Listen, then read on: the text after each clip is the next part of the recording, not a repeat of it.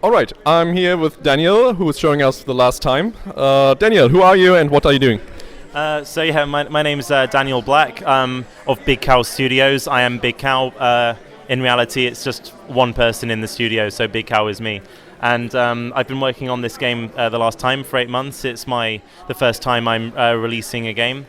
So it's a very story-driven game. So as you can see, the style is very much that of an old-school point-and-click, but the story is really inspired by more modern adventure games, so like Telltale and Quantic Dream. So it's all about having interesting story decisions and having different ways of going through the story. What is it about?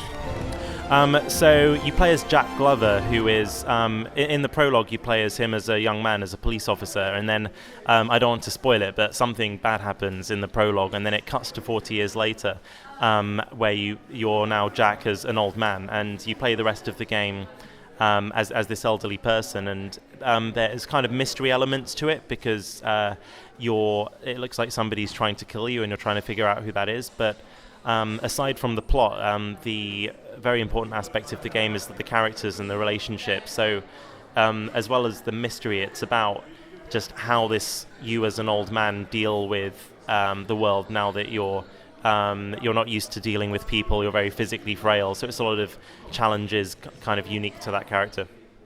So would you say it's purely like mystery, criminal, or also funny?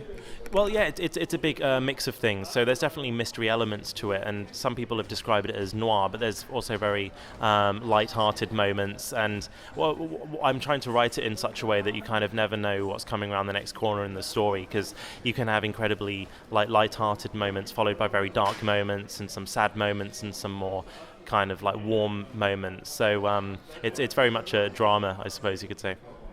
If you say you're inspired by the more modern games like the ones by Telltale, Yeah. How does this reflect in the gameplay?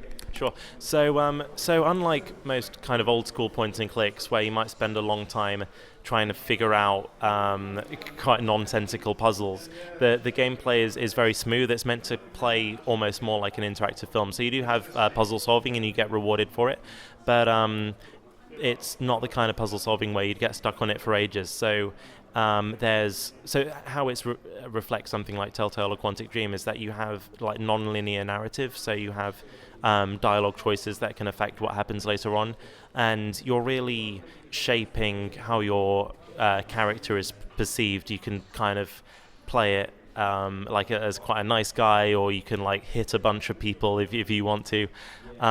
So it's that kind of non-linear story and kind of these cinematic moments and scenes that make it like that kind of game. Are you also implementing this episodic style, like a series of games, or is it one big chunk of game? How big is it? Sure, that's a good question. I did think about doing it like that, but what I've ended up doing is I've made it one self-contained story, but it's kind of like the length of as if it were one episode of a series. So I'm looking for it to be about 2 hours in terms of gameplay length, but it's one self-contained story. So it's like a quite bite-sized, nice film-like length of time, and then you've got the whole story, and you don't need to wait a year to find out what happens next. So how far along in the development are you when it's going to come out?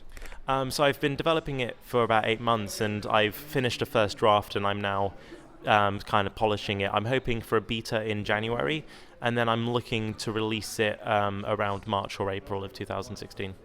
Are you releasing it yourself or with a publishing partner, and for which platforms are you looking at? So at the moment, the plan is to just release it myself, and the initial release is going to be for Windows, Mac, and Linux, and that'll be on Steam, but also DRM-free via DRM-free sites.